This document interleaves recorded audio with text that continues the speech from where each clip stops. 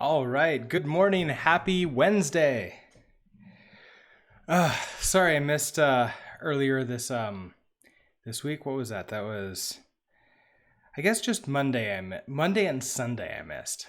But I think it was well worth it because I got over being sick a lot faster than I think I would have.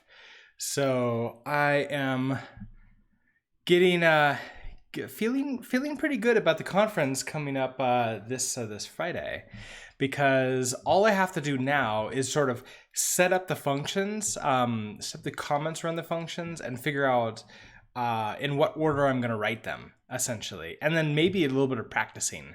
But then after that, it's going to be pretty smooth sailing. And maybe record some footage just in case everything goes horribly wrong, and that way I can show, like, no, I promise it really worked. It did happen. I was able to create it. So what I want to share to begin with is, I guess first of all, is get my chat going here. But what I want to share is what I did this entire time that I wasn't streaming. So I finished the actual Pong game, and so that's here on the right. And initially, the initial plan was to have me control the paddle, and then I would play a game, and as soon as I won that game, then it would send all of the inputs down to the server that we have running on the left here.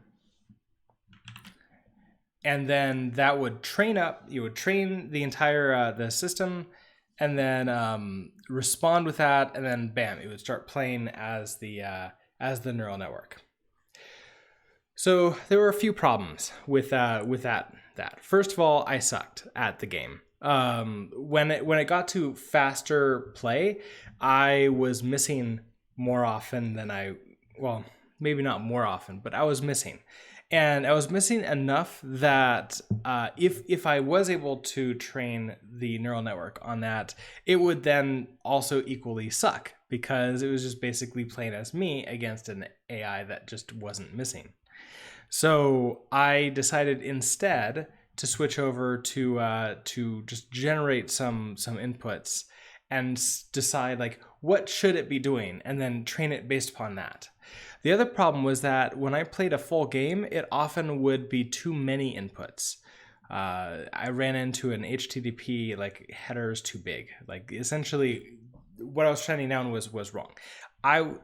In order to optimally do that, I would want to set up a stream so I could stream down, like using sockets, all the decisions that I was making and the state of the games. That way, it would after, I don't know, 10 games, I could say, okay, now here's how I am. Here's how I work. Go pretend to be me. But I didn't have enough inputs to really do a good job with that. And then everything was just sort of not really working that well. It wasn't approaching zero. And that was due to sending down the inputs that were not sort of minimized to a small enough number. So I was basically sending, here's the X coordinate of the ball, here's the Y coordinate of the ball. Well, down here, that's 800 800 for a Y, and 600 for an X. That's way too big for the neural network. So what I ended up doing, to open up the code, is I have the entire neural network right here. So I ended up creating this training input data and just creating random ball locations. And then I would take all of those and divide by 1,000, just to make them as small number as I reasonably could. And divide by everyone gets divided by 1,000, so that way they're all at least the same ratio to each other. When I run the neural network, which is in this decision function. This is actually taking in the ball and the paddle, and it's doing the exact same thing. It's dividing by 1,000.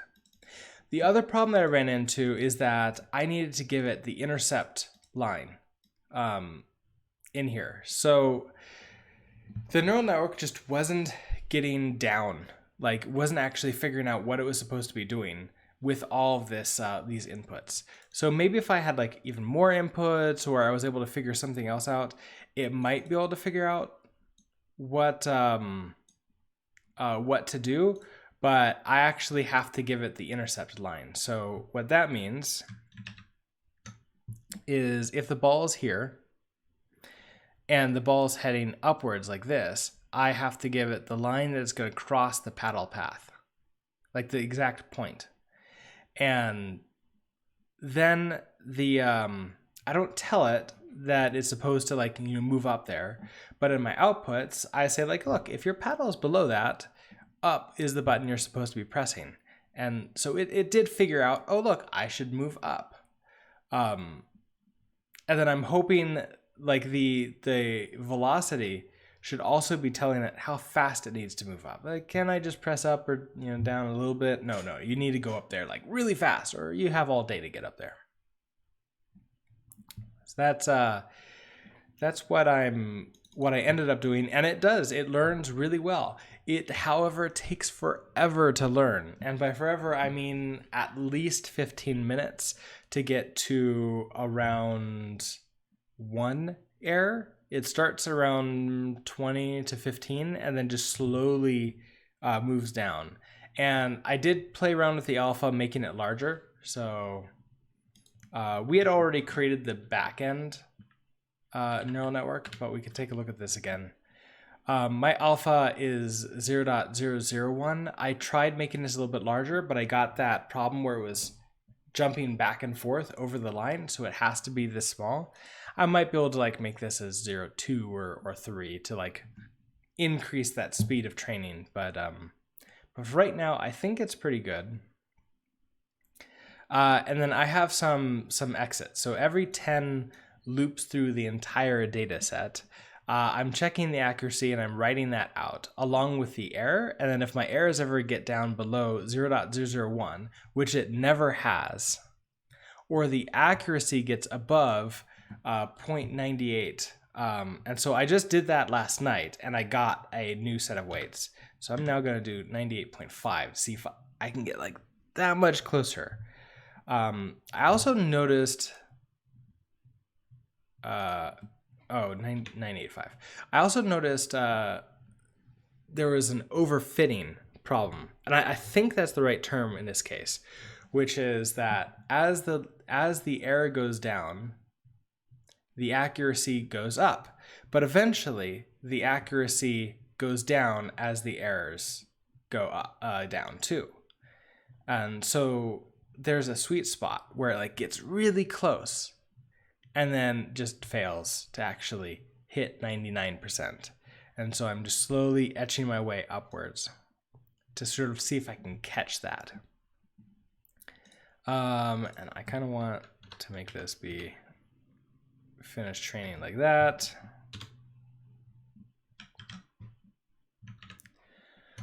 So shall we see it play? First of all, as soon as I hit refresh or load this page up, it will reach out to the server and start training. So we'll do that, and here it is. I ended up making this using a standard out trick with a node, so I could print it all in one line and just overwrite this. But basically the idea here is that I can see, all right, here's my accuracy. We could watch that go up. Here's our errors. We could watch those go down. This one started around 20. And also I was very curious, like when it was ending, is it because I ran out of iterations or did something else happen? So I can see how quickly these are going down compared to my errors and accuracy. However, because this takes so long to do, I also added the save weights and restore weights buttons here. So when I click save weights, it will save to local storage, and then restore weights actually restores the last weights that I saved and then begins playing the game. And so now we get to see a 98% accurate neural network that's trying. And you can see it actually has some problems where every once in a while it just fails to move right, like into the exact proper spot. Usually on the upper side, I've noticed. And I think that's just like the random the random elements that I'm doing. This is interesting because it is working with OBS and doing the calculations on a neural network and playing the Pong game is taking a toll on the computer. So it's having a little struggle time with that. I was seeing last night my neural network winning almost all of the games consistently. So I'd be very curious to see if while it's having trouble like this, whether or not it really is going to continue winning. Also, the winning for against the AI right now seems to be consistently skipping over the corners. Basically waiting until the ball is moving fast enough, and then the collision detection doesn't work perfectly, and then the simple AI loses. So then other things I did. Well, I made it a little bit more complex. So the game is not just a straight bounce off. The closer to the center you bounce, it then becomes like a straight out, like a traditional Pong game. And then when it's at the edge of the paddle, it bounces up and down. The neural network has not been trained to take advantage of that. It's only been trained on colliding with, like, being in the appropriate spot to collide with the ball. So that's one of the problems where the neural network, the simple AI was in the correct spot, but the ball clipped over the corner. And that's pretty much the only way the neural network can win right now. Let's see, other things. The ball, every time it hits the neural network's paddle, the ball increases speed by 10%. So just slowly over time, it gets a little bit faster. And the ball starts out at a completely random velocity, I think. It might be just going straight. I can't remember. That could be played with too. But that's it. That's the game, and then now it will play by itself until one of the players hits 10, and then we can start again with that.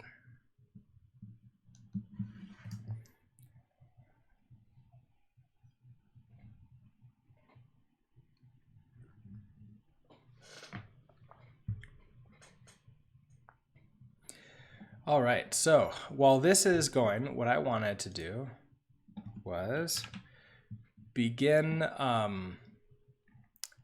setting up what exactly I'm going to build during the time.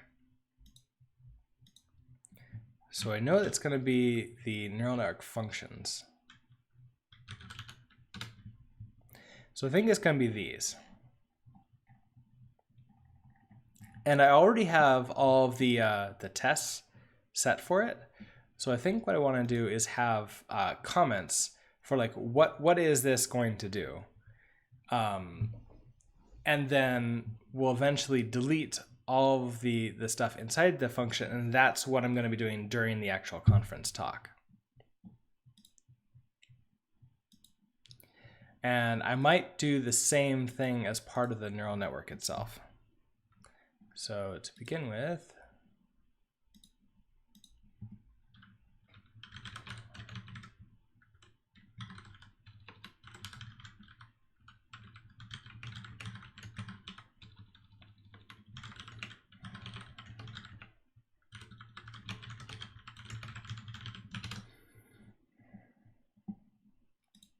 I'll send that on up. I'll share the Git link with you if you're watching the VOD. The link to the Git repo, the GitHub repo, is already in the comment or in the description.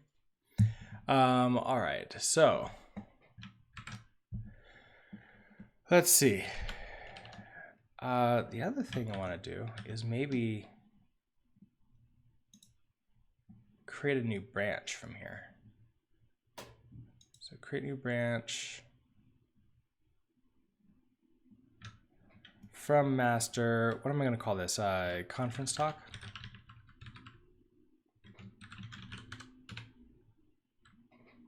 Yeah, we're on there now.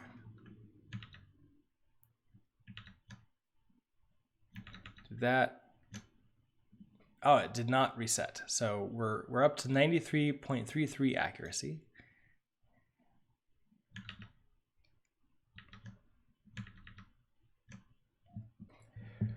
All right. So create random matrix.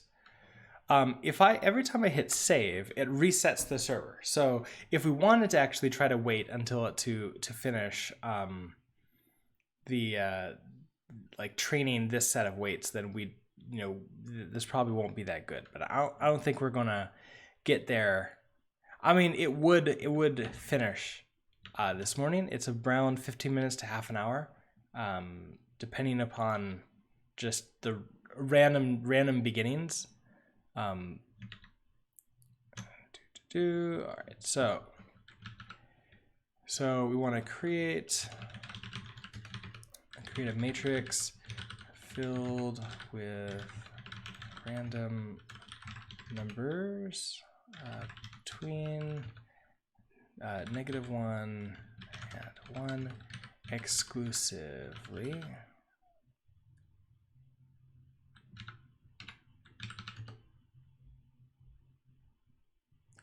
And so what does that mean? Miguel, good morning. Yes, I am feeling much better. Also helpful is that I got the game working with the neural network actually playing. I mean, it's not perfect. It makes mistakes, but it certainly is a lot more impressive than it's more impressive because it actually like seems to try to predict exactly where it's going to go and goes there.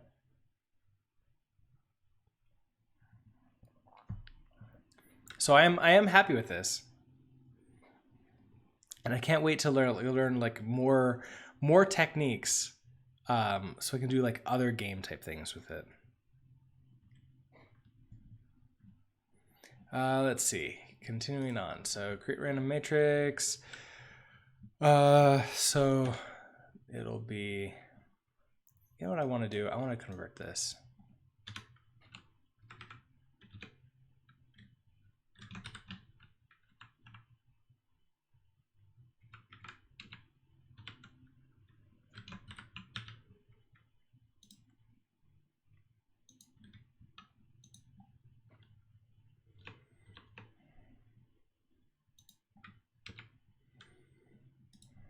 All right, so the matrix would be like this. So like -5, 1, -0.1,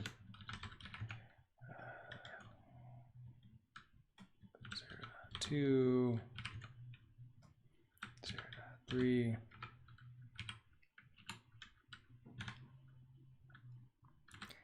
-0.4, -0.1, 0.9.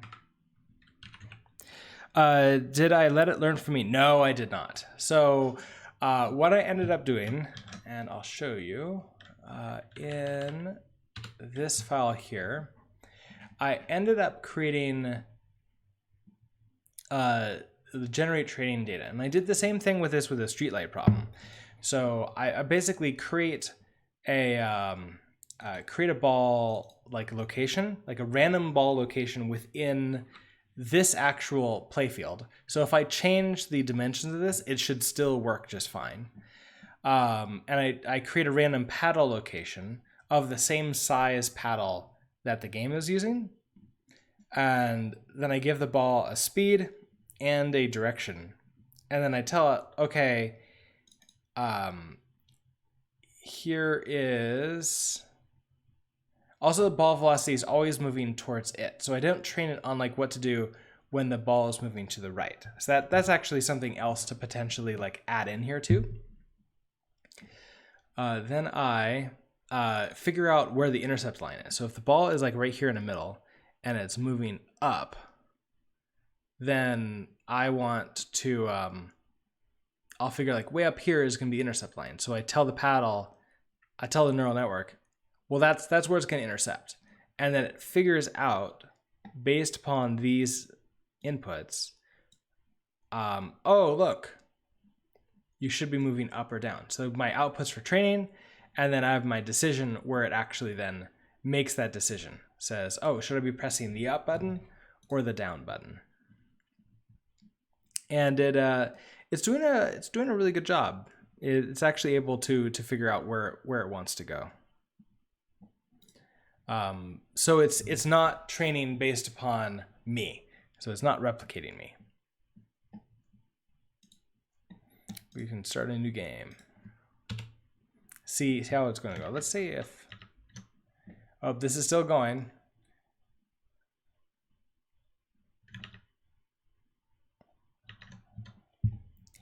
All right, and then the last one here, 0.4, 0.9, negative 0.3. So this would be, for example, a 3, 3 matrix would look like blah.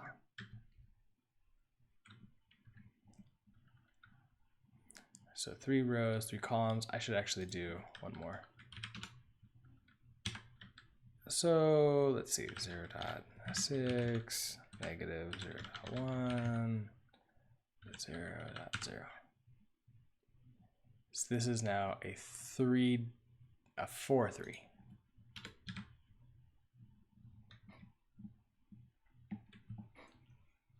And so what I would want to do is take this and delete it. So what tips or tricks would I need to like include in the comments to like rebuild this?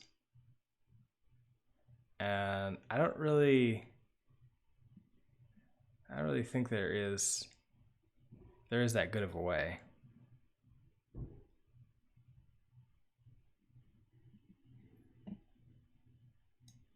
So I would then be able to like just completely remove this.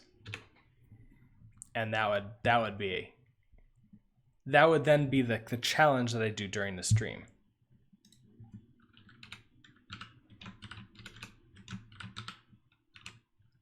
All right, so ReLU.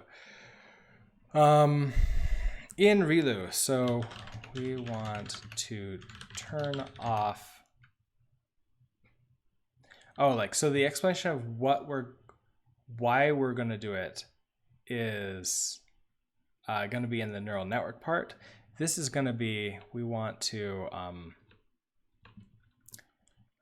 set negative, because this is saying like if the item is greater than 0, set the item, otherwise, yeah, so set negative numbers in the vector to 0.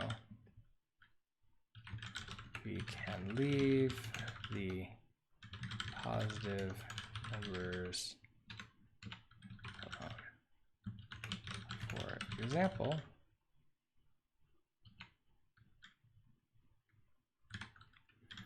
-1, -1, 2 becomes 1, 0, 2. And then this goes away.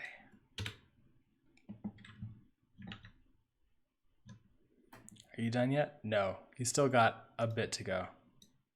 I'm waiting until it stops at 98.5% accuracy, or if this iterations goes down to 0, which that looks like that iterations never goes down to 0. I could probably make that a smaller number. That's not what really is stopping us. So our errors, I can wait until this gets to an extremely small number, but it does overfit.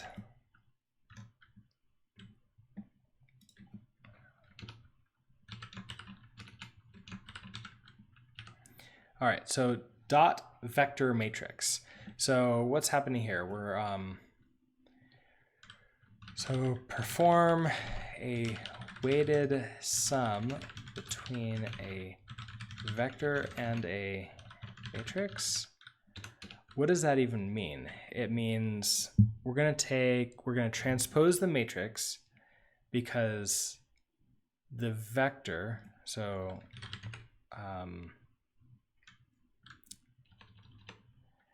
the length of the vector must be equal to the length to the number of rows in the matrix.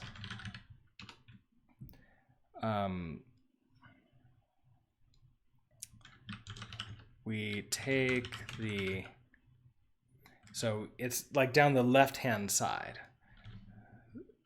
So take the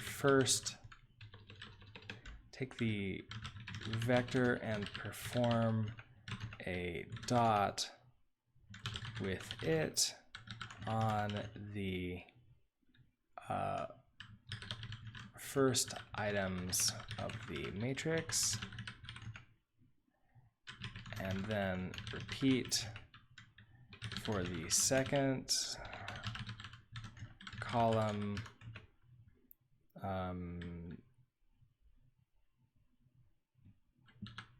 etc.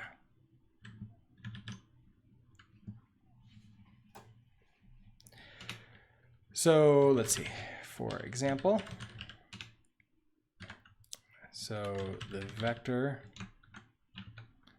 is like 1, 2, 3. Matrix. So this could be, it'd have to be 3 rows. So if I do like a 1 and 2, so it'd be like 1,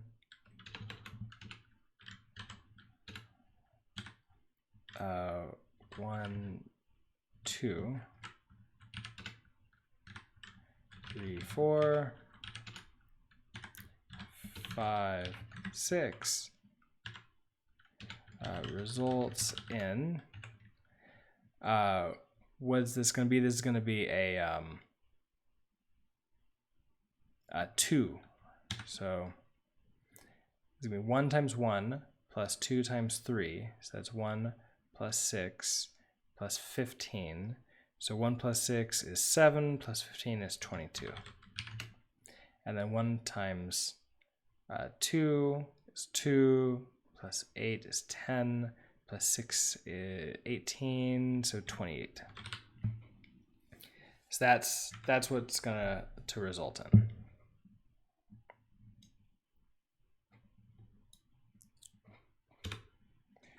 So what's interesting to me there is that tells me that transpose should come first. Because we're going to want to use transpose to do this, meaning that I want it to have done it first so we can use it.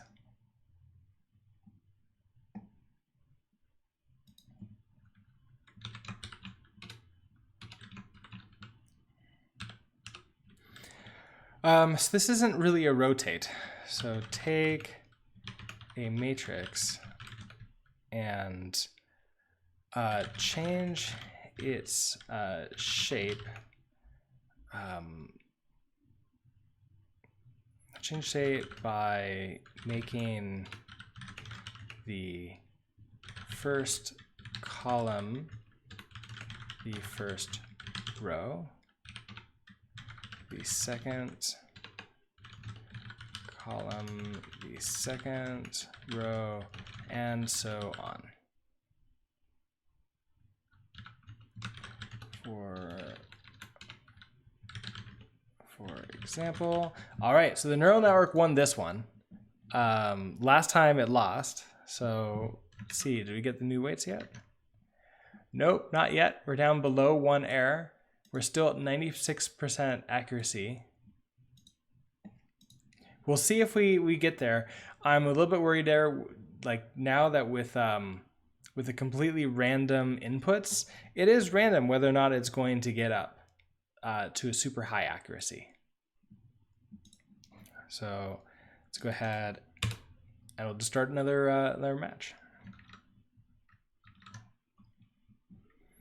Okay, so for example, we take in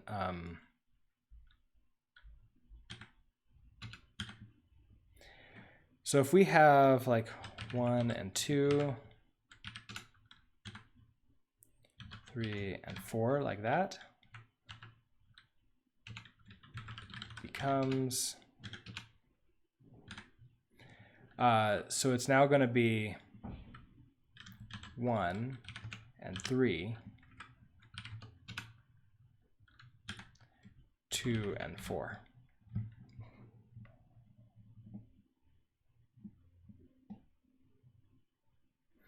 And yeah, this is just a simple for loop over to like grab the first item, the first row, and then create new rows and then put that in there.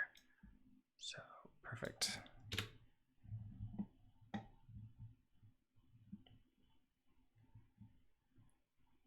Dot.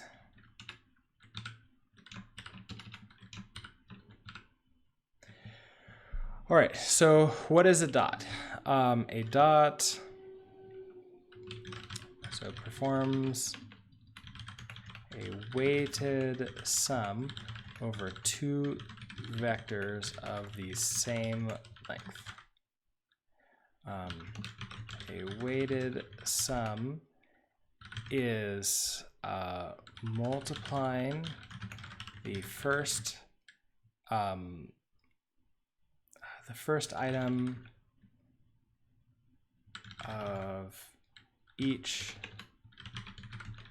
vector and then adding the results together with the product second of each vector and so on. Okay, so the example would be 1, 2, and 3 dot 4, 5, 6 becomes,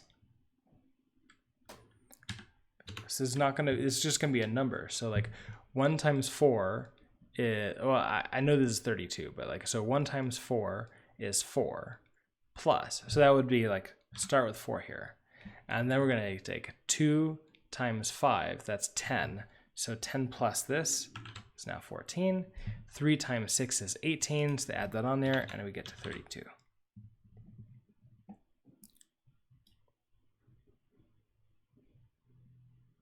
I find it interesting we're using vector multiply here. So we're using vector multiply to take take these two vectors, multiply them together, which creates a single vector, which then we reduce over and then sum up those parts. So that's great, but we should now move this up.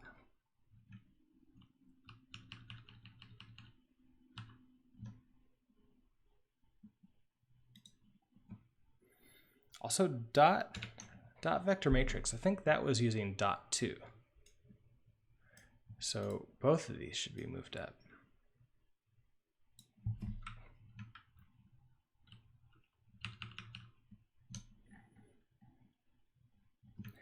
I feel like these should be like in this order.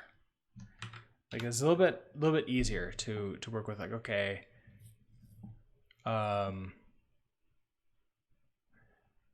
create random matrix, like that makes sense to be first. Dot vector matrix,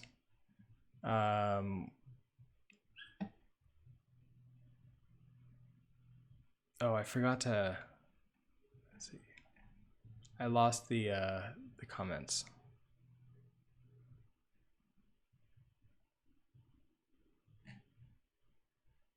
Here.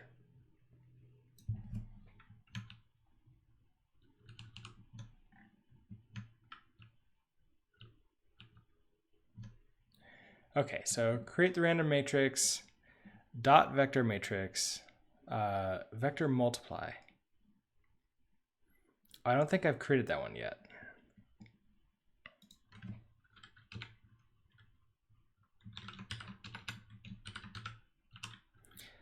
Let's see.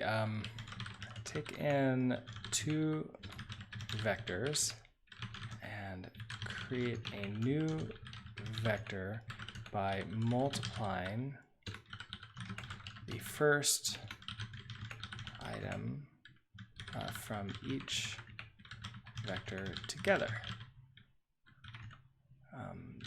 Then the second, and so on. So 1, 2, 3, sort of like times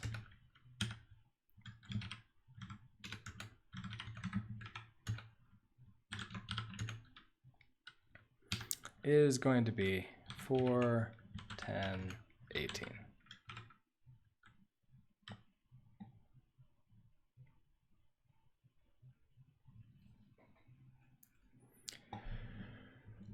Transpose. We do need transpose.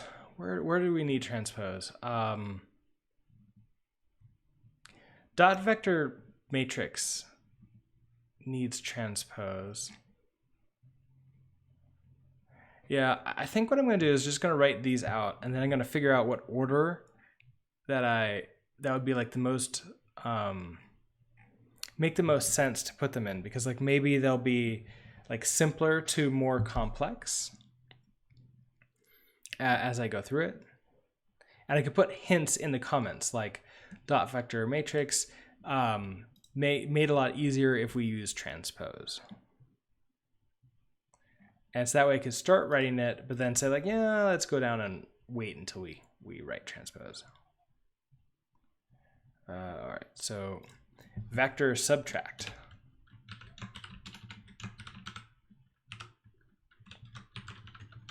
Take 2 vectors of the same length, and then create a new vector by subtracting the left,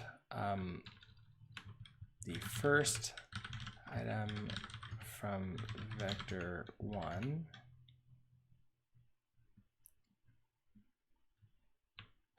by subtracting the first item from each vector, and then the second item, and so on. So we can do like 10, 9, 8, minus 1, 2, 3. All right, so 10 minus 1 is 9, 7, 5.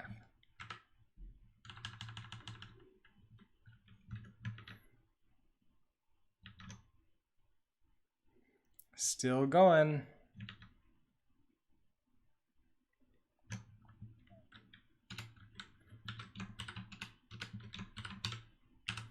All right, so ReLU to derivative. This is an interesting one. So, like ReLU, we want to turn negative numbers into a 0. However, we are now also turning positive numbers into 1. Therefore, we will end with a vector of 1s and zeros. So if we have something like 1, -2, 3, we'll end up with 1, 0, 1.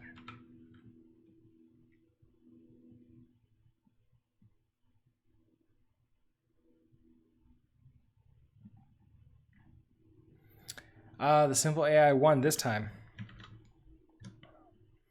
Still going here, so we'll just start again. I think it'd be fun to eventually have like a bunch of these games that can play. Like Breakout and maybe some of the other like arcade games that would be like relatively easy to program and relatively easy to like, or maybe not relatively easy, but like interesting to create the neural network to try to beat them. And I do also want to learn the more genetic algorithms because those also seem really interesting, and getting instead of me creating inputs like fake inputs and then training them on that data, it just trains on the real game itself, and then eventually gets to where it plays much better, because this neural network will never improve. It's not updating its weights each time it wins or loses, which I suppose that I could do. But the genetic learning would actually improve over time. Let's see. So where was I? That. Okay, so outer product.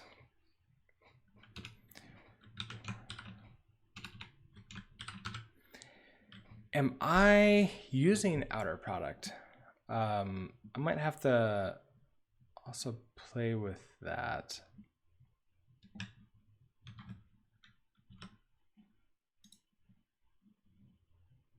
No, that's the other one. Neural network, okay.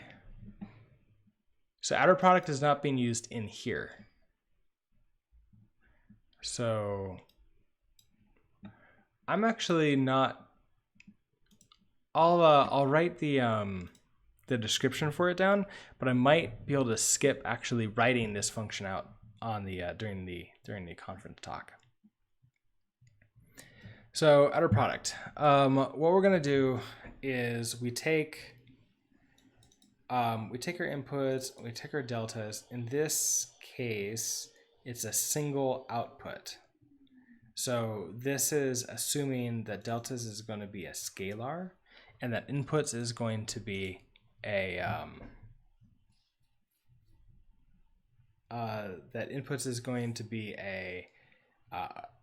vector of some kind, like of some unknown length. And so we're going to map over. Oh, the delta. No, so this does have the deltas as b. So this is outer product is assuming an array, a vector for the outputs too. So we're going to map through the deltas, and then for each delta, we're now going to map through the inputs, and for each input, we're going to multiply that current input by the delta. And so take two arrays, so take two vectors and create a matrix by multiplying each input by each delta. So I think, let's see, and then for each delta vector that we have, just repeat the inputs along it like that. So input by the delta, and then bam, next deltas, input like that, to sort of create the matrix. So what does that mean? That means if we take 1, 2, 3, outer product,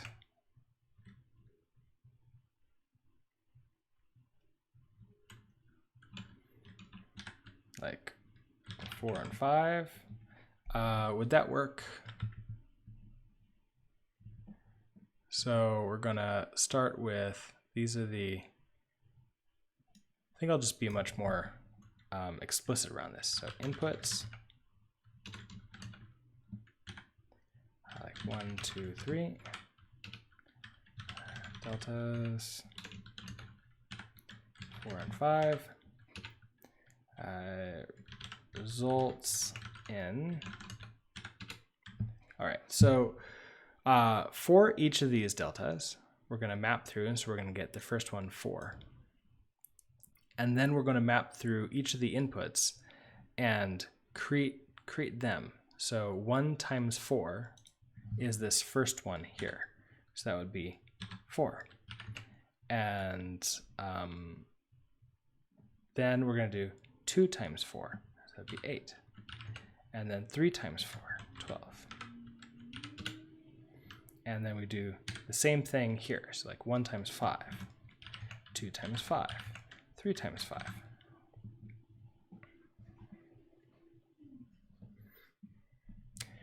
So this is going to be create a matrix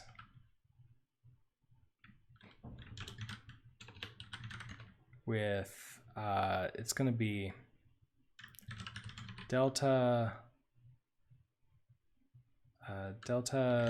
length as rows and inputs length as columns.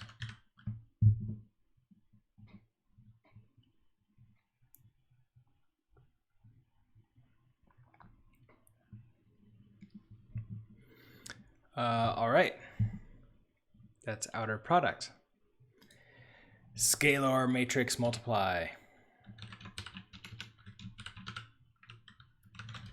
Take a scalar, which is really just a single number.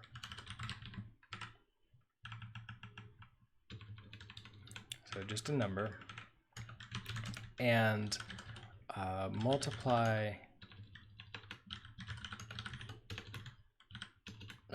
it by every element in a matrix.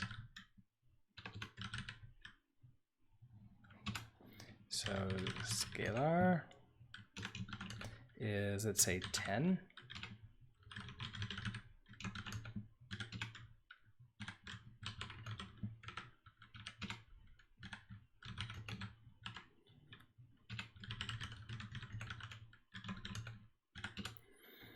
So this would be 10, 20, 30, 40.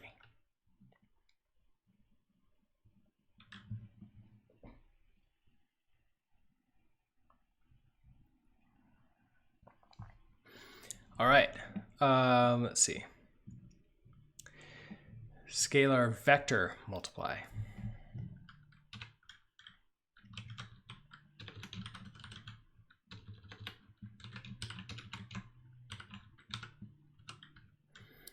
Multiply a scalar by a vector. Multiply a scalar by each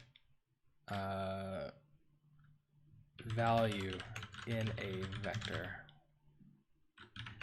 creating a new vector in the process. So this would be something like 10 times 3 results in 10, 20, 30.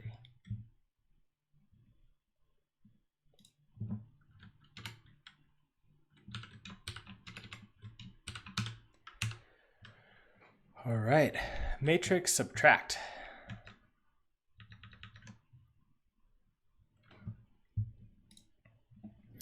Matrix subtracts, we're going to take two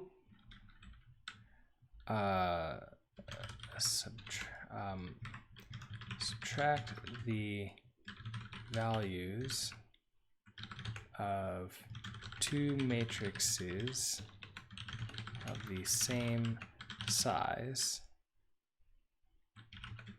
creating a new matrix. So an example here. Oh, the simple AI won that time. Neural network got close. Let's see how we're doing with this. Still training, and we're still in accuracy 96.33. Thanks.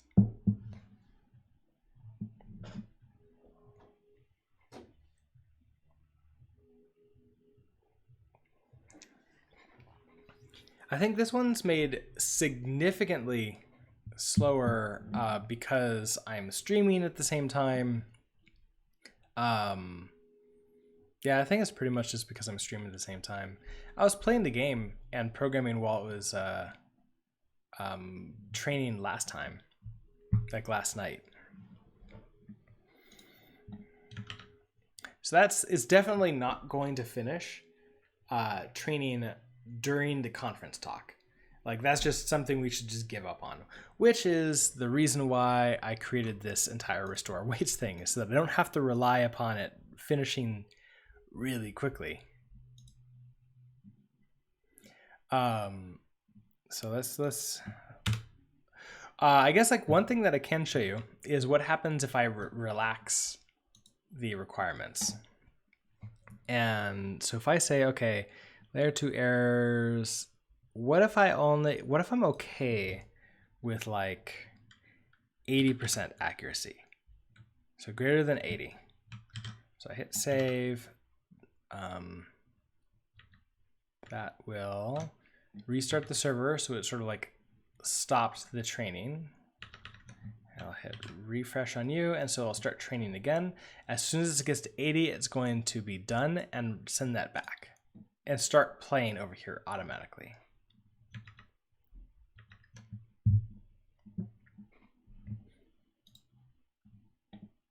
All right, so matrix 1, we can do like 10, 9, 8, 7, 6, 5. Actually, maybe 2 would be better. 10, 9,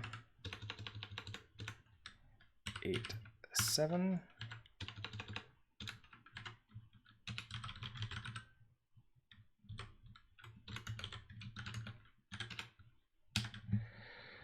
This might be because the neural network isn't punished for losing. Thus, the same mistakes are not avoided and good tactics are rewarded, thus enforcing the same winning technique. But by random chance, it might start avoiding mistakes. No, I think you're exactly right there. It's because I'm training it. So it's punished during training if it hits the outputs, which is like, were you moving up or were you moving down? But I could probably do some clever things where I update the weights after, like on a front end too here. So after it's trained to continue learning, I could also change the training data. So, okay, I don't want you just to be like to match it. I want you to like hit the corners to like create the maximum amount of, to create something else.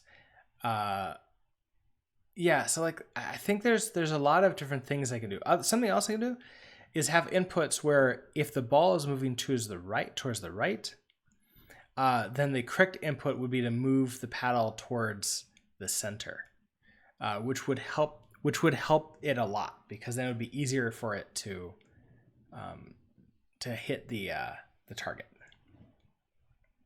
Especially if I make this like an arbitrarily large field.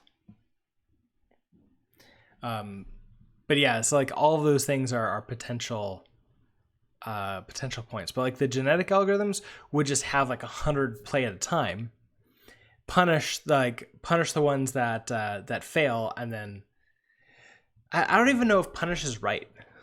I think that's just like a human language thing, because I don't think it's really punishing them. It's just saying, hey, look, your weights weren't right, so I'm just gonna throw you out, and we're gonna take the weights of the ones that were successful, update them,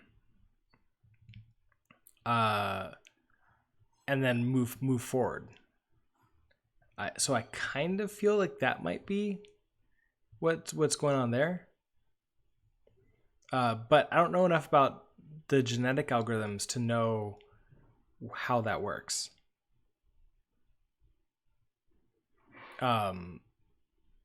Or I guess unsupervised, because this is clearly a supervised network. All right, so this one is going to be 1 and 2, 3 and 4.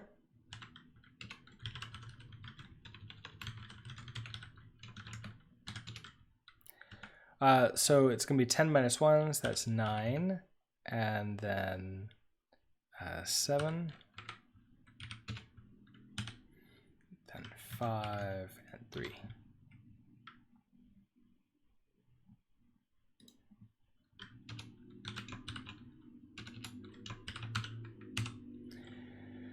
All right, matrix multiply.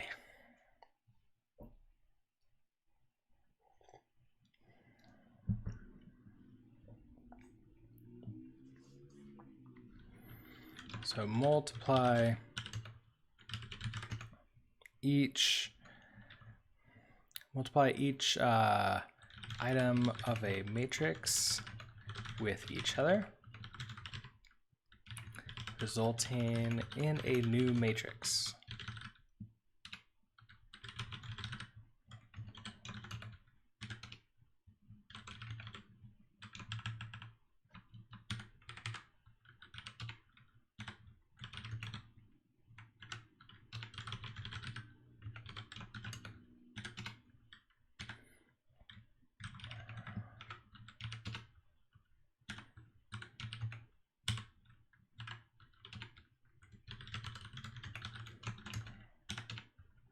All right, so 1 times 5, that's 5. 2 times 6 is 12. 3 times 7 is 21. And 4 times 8 is 32.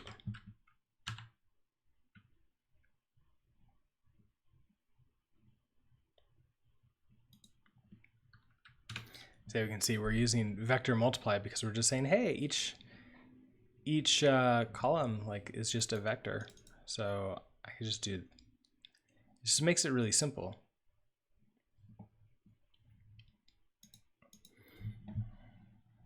You know, this is the first time programming that I've actually found the index part, getting an index of like map was actually useful. So I found that's really interesting to work with too.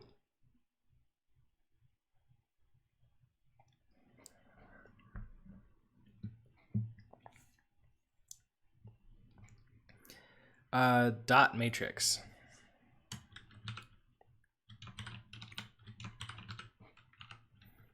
So perform a weighted sum between two matrices. That means, so if we take a look at this, we're gonna map through the first matrix. So that's going down. So for each row, we transpose the second matrix.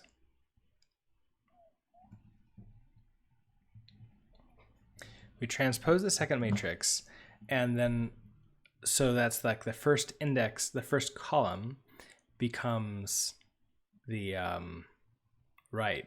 So that means, oh, that's terrible spelling. Taking the first row of matrix 1 and dotting it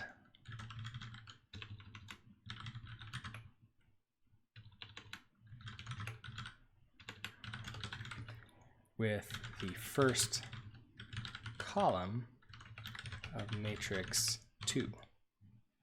So I think that's what we're happening. So that's why we transpose matrix 2 to make it so that the columns are the rows now. We map through that result. So then we take matrix row 2, or the second matrix first row, and then we dot those together, and that becomes the first item. So for example,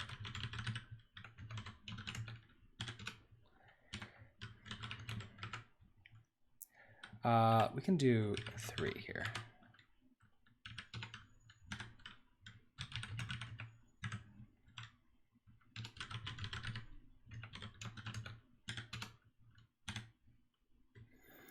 So what is really interesting is that they cannot be the exact same shape. They actually have to be the opposite shapes. So while we have a 2, 3, so two rows and 3 columns for matrix 1, this has to be 3 columns, 3, 2, 3 columns, 2 rows.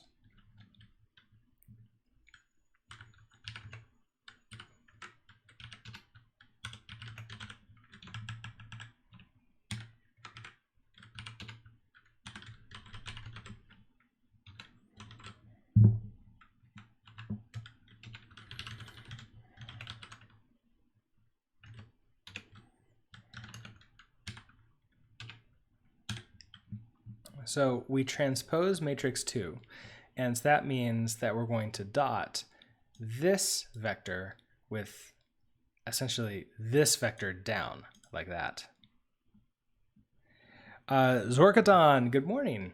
You're making use of functors, scary functional programming. I mean, yeah, but it's only scary when we start to use words like functors, right? Because other than that, it's not scary at all. How are we doing with you? You're still... Hey, your accuracy got up to 94%. What's up with that?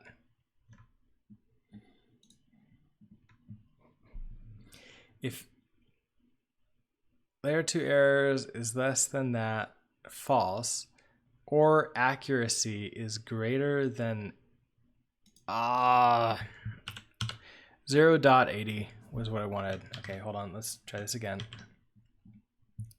That'll be significantly, that will actually work. It literally never would have hit the accuracy. So starting again. All right, back to the functions. All right, so this results in a weighted sum between this vector and this column, which becomes a new vector. So that would be 1 times 7 would be 7 plus 2 times 9. So if we put this out here, it would be 7 plus 2 times 9, so that's 18. So 18 plus 7 is 25. Plus 3 times 11, so that's 33. So that'd be 58. And then same for this row. So this row now against this column.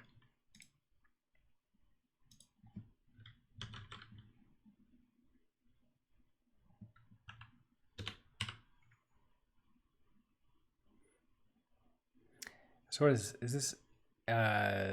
6 times 2 is 12. And then 6 times 1 is 6. 70, is that 72?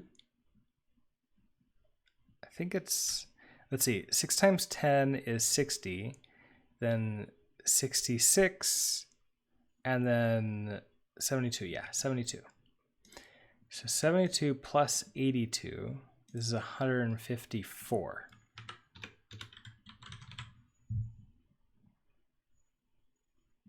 So this is the result of this.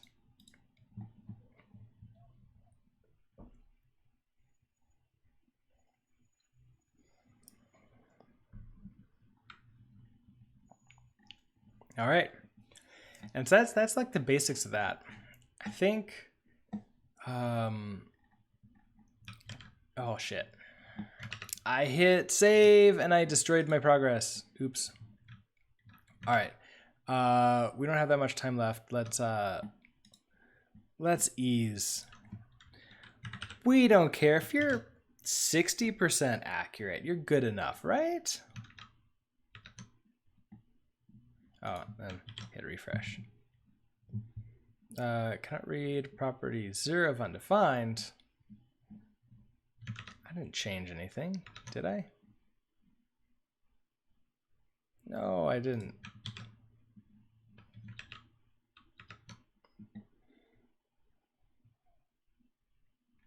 Oh, what did I do?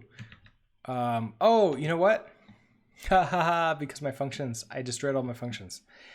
So I need to switch back to the master branch because I saved that. And now this works.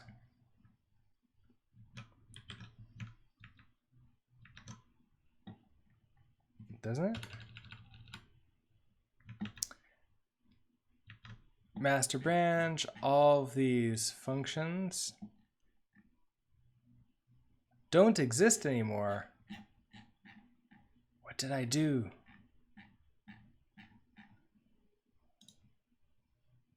Hold on. Oh, do I need to commit them to the other branch first? So conference talk, commit these changes. So removing functionality so we can rebuild conference. And now let's switch to master. Hey, and everything's back. That's what we wanted. There we go. So as soon as this hits 60%, which hopefully will happen within the next 15 minutes, looks like it's going to happen any second now.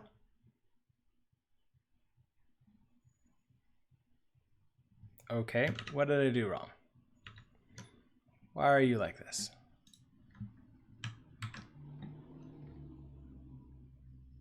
Oh, right. Accuracy is back to that again. So it should happen pretty quickly.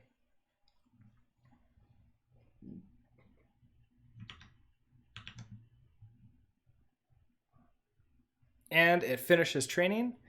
So that sends up the weights. And now we can start playing the game. And we can see here's what a 60% accurate neural network looks like.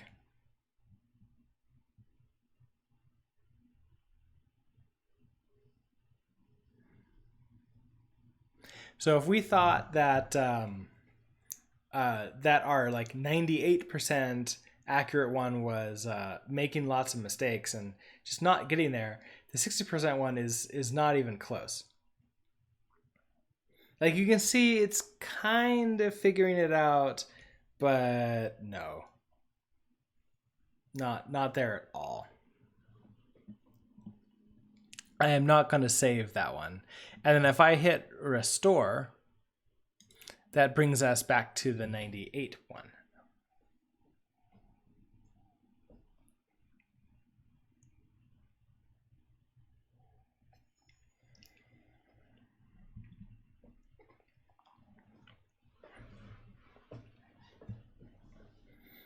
And this neural network is just infinitely better.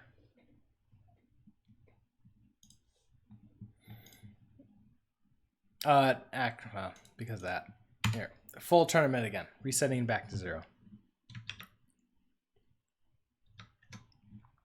So I guess I can switch back over to the branch because this is just doesn't really care about the backend anymore. So conference talk. Oh, what did I do? Oh, right, because I set it to 60%. That's fine. I will revert that change.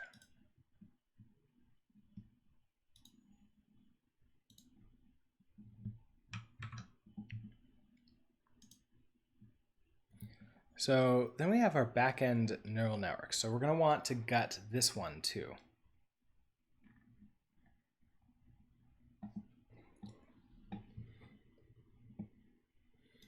We know we don't need that, or that, or that. All right, so what is it? Extract the testing data. It's like I can keep that.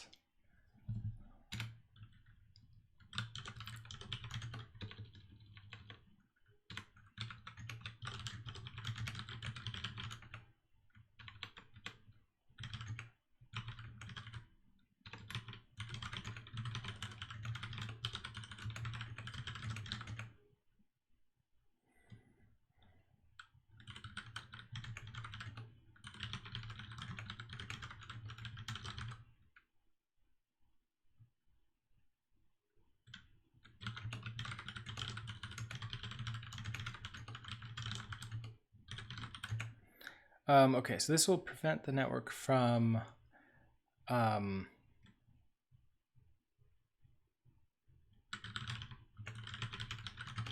overlearning and wildly spinning out of control.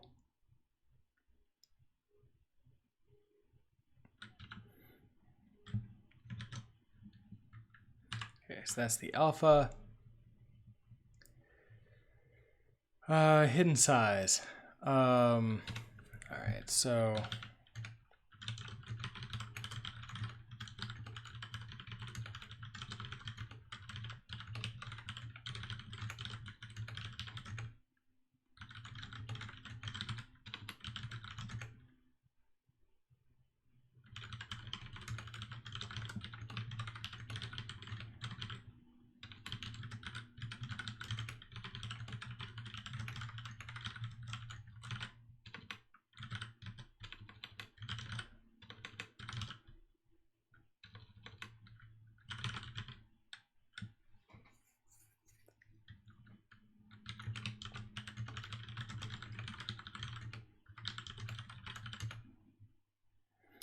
So we need to choose how many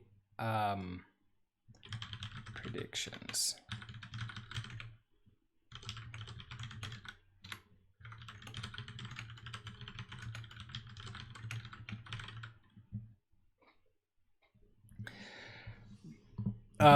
Miguel, well, thanks for stopping by. We only have 15 minutes left, so you got to stay for the majority of it. Yeah, and thank you for that. I won't be streaming on Friday morning because that's going to be like the day of the talk. Instead, I'm going to stream at, I think it's 10 a.m. Mountain Time, but stay. I will tweet out when I know exactly when that time slot's going to be. Well, of course, that's assuming the internet's working there and not just recording. So have a great rest of your day.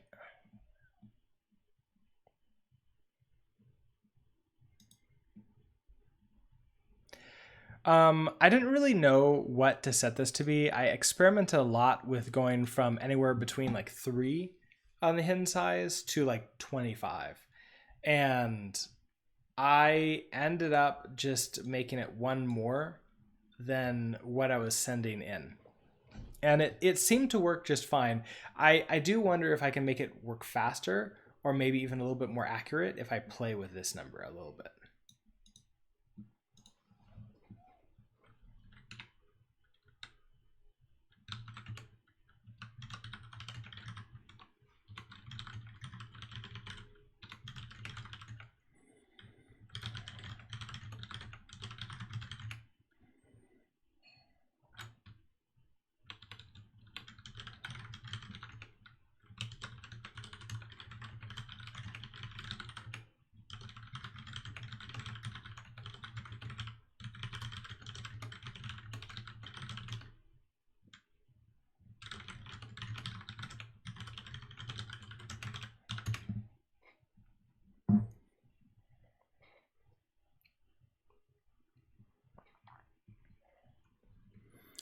Okay, so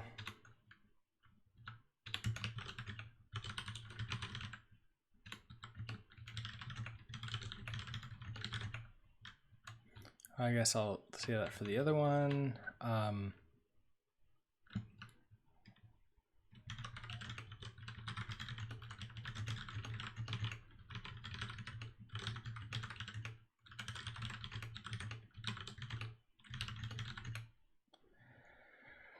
So the number of rows set to the number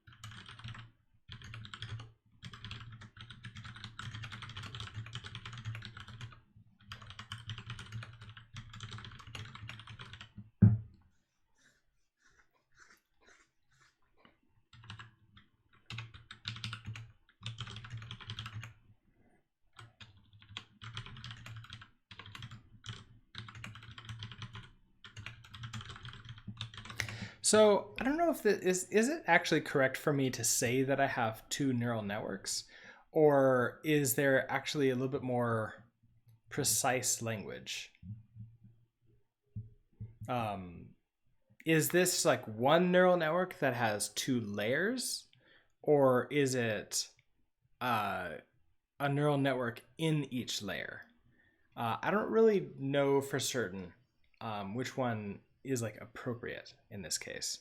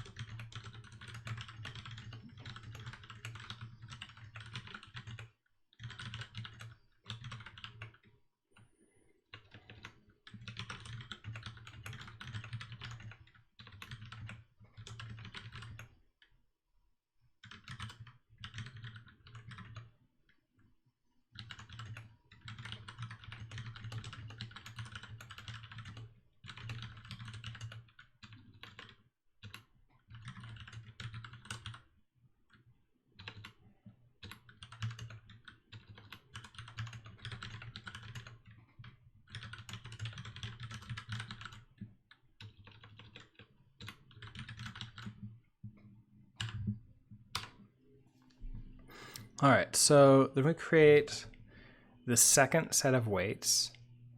Layer 2 errors. What am I doing with that? I'm setting that here.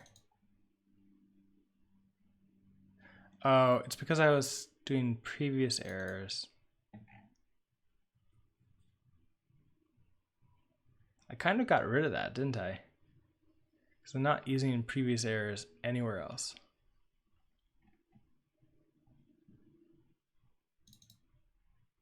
Yeah, so this line can go away. This can go back to a let there.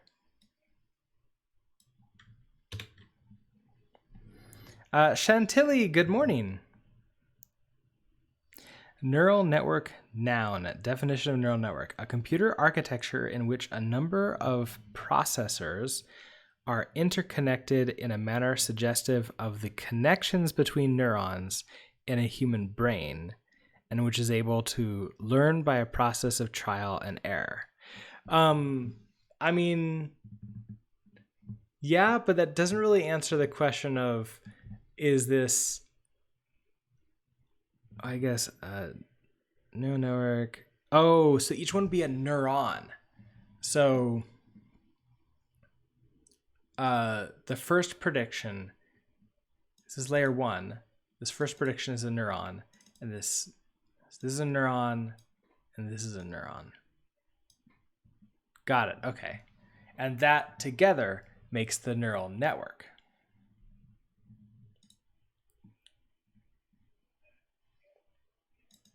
So I can replace this with neuron.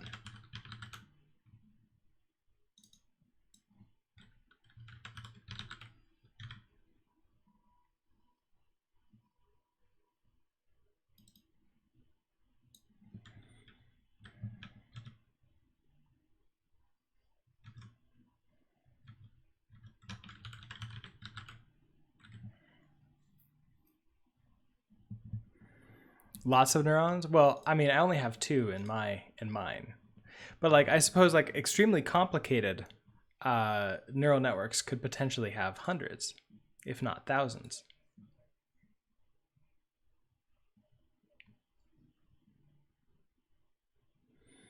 All right, so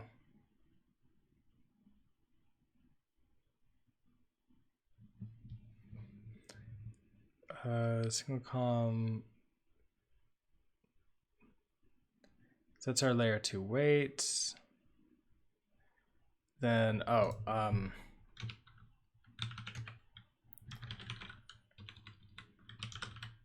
we're train over a. Oh, let's start. Last match.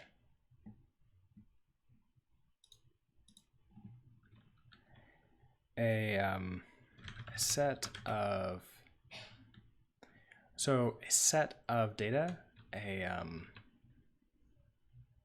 like a set of input data many times. Each time we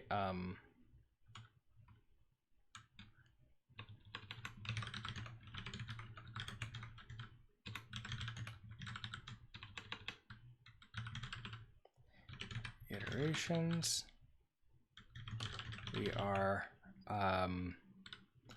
also looping over every input.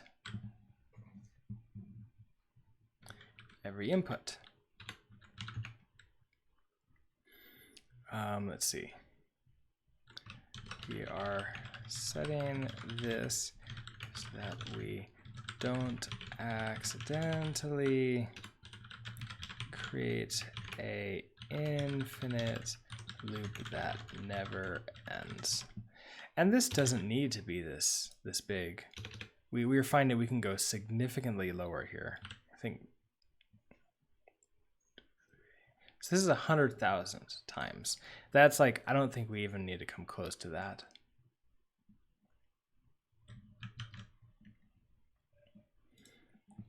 All right, so let's begin the loop.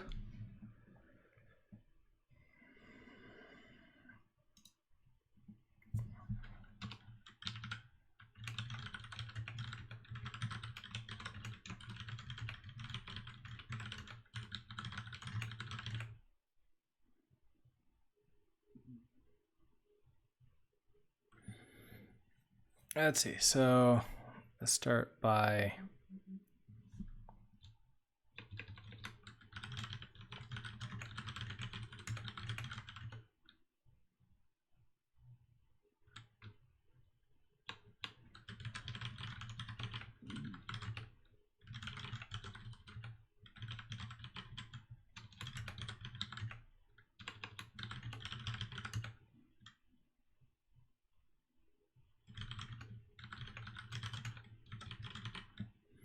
oh no, the neural network is not doing so well in this one.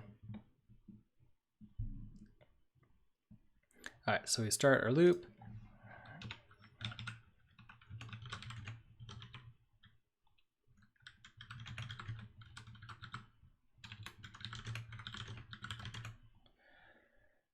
So okay, we want to know how our network is doing over all of the input data.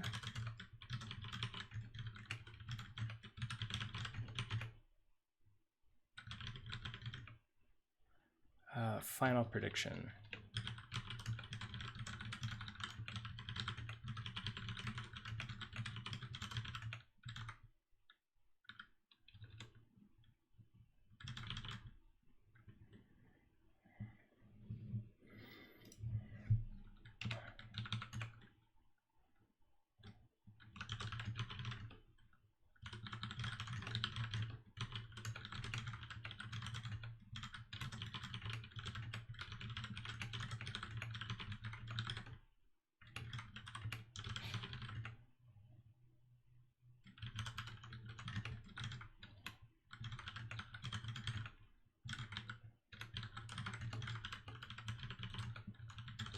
Okay, so We're going to be looping through all the input data we have, and for each of them, we're going to be running those inputs through the neural network.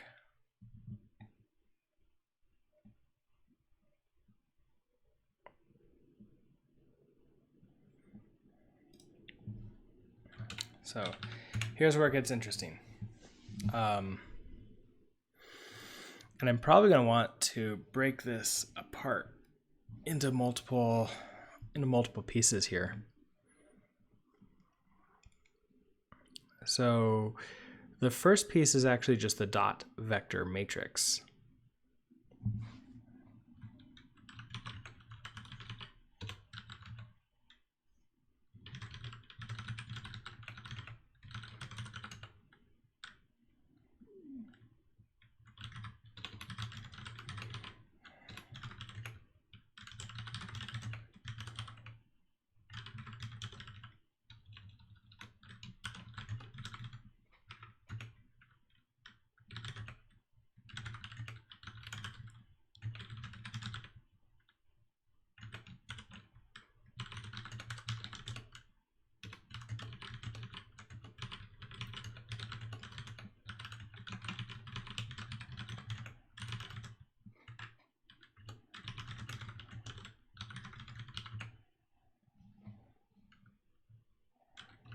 Okay, so a neuron prediction is simply getting the weighted sum or dot of the input vector, also known as an array for us in JavaScript land, and the weights.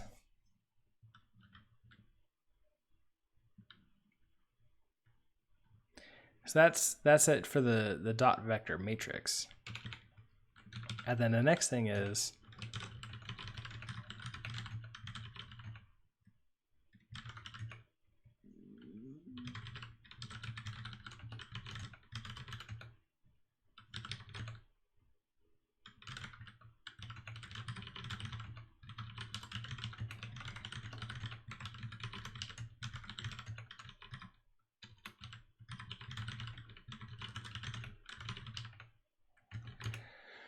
so this is where I get a little bit off on this. Also, I realize that it is past my time to end, but let me finish this really quickly. So this is because those negative values have a oversized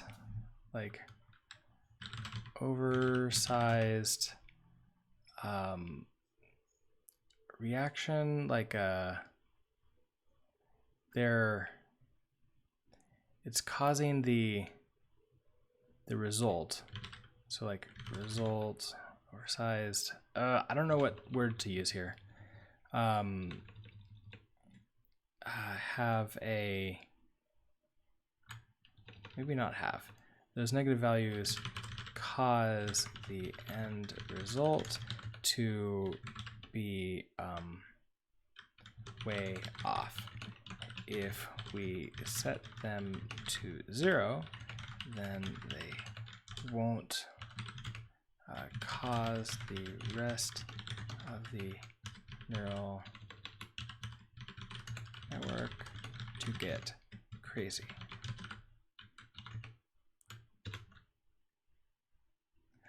All right, well, I'm gonna have to save this and I'm gonna have to push this up because I am late. I have to head off to work, but thank you everybody for stopping by.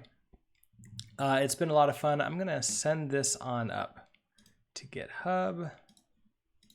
So creating comments in the neural network and push that up. If I go, I'm gonna find the code for this.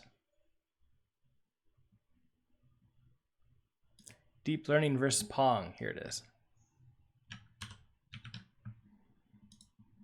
It hasn't lost yet, so.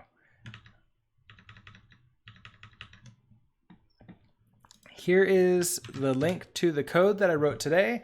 The comments are in the conference talk branch. Otherwise, it's actually fully working on the master branch, so you can download that and run it. Over here, we have a 98% accurate neural network, which, as we can see, is still not as good as a simple AI for winning a Pong game. But we can play around with it. Sometimes it does win. All right. Well, with that, I'm going to go have a great rest of my day, and I hope you all have a great rest of your day too. And so, with that, my next stream is going to be at the conference. So that's going to be on Friday. It's going to be in the morning and Mountain Time. Stay tuned to my Twitter, which I have links to down below or in the description for the VODs. And you can you'll then see like when I'm going to go live. And that's assuming that I have good enough internet. So I won't know that until the morning of the stream when I can do some tests there. Regardless, it's going to be a video at the very least, and so we can display that off afterwards. And so with that, have a great rest of your day, and I'll see you next time, whenever that ends up being.